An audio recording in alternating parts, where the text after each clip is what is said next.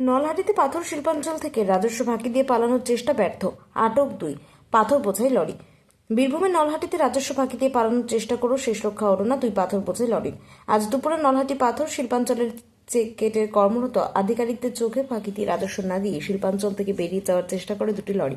ভূমি ও ভূমি সংস্কার দপ্তর সূত্রে জানা গিয়েছে যে ঘটনার পর খবর পাওয়া মাত্র তৎপর হয় নলহাটি 1 নম্বর ভূমি এবং ভূমি সংস্কার আধিকারিকদের রক্তিম ঘোষ।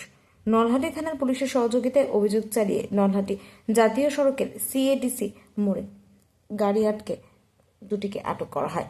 এরপর আধিকারিকরা জানায় যে আটক লরি 2টি চেক করে গেটের নজরে এড়িয়ে রাজস্ব প্রদান না করেই পালানোর চেষ্টা করা হয়েছিল। খবর পাওয়ার পর দ্রুত ব্যবস্থা নিয়ে তাদের আটক করা হয়। অবশেষে তিনি জানান যে আটক 2টি গাড়ির বিরুদ্ধে কঠোর আইনানুগ ব্যবস্থা গ্রহণ করা হবে। আমাদের এখানে 2টি চেক গেট চলছে, সেই 2টি চেক গেটেই প্রতিনিয়ত ডিসিআর কেটে সব গাড়ি বেরোচ্ছে, কিন্তু আজকে খবর পেলাম 2টো গাড়ি ডিসিআর না কেটে বেরিয়ে গেছে। একটি বহরমপুরের গাড়ি আর একটি আমাদের নলহাটির লোকাল গাড়ি। দুটোকেই আমরা ন্যাশনাল পার্কিংয়ে পার্ক করলাম এবং যেটা আইনগত ব্যবস্থা আছে সেটা আমরা আগামী সোমবার নেব। এভাবে কিভাবে বেরিয়ে যাচ্ছে স্যার গাড়ি এত?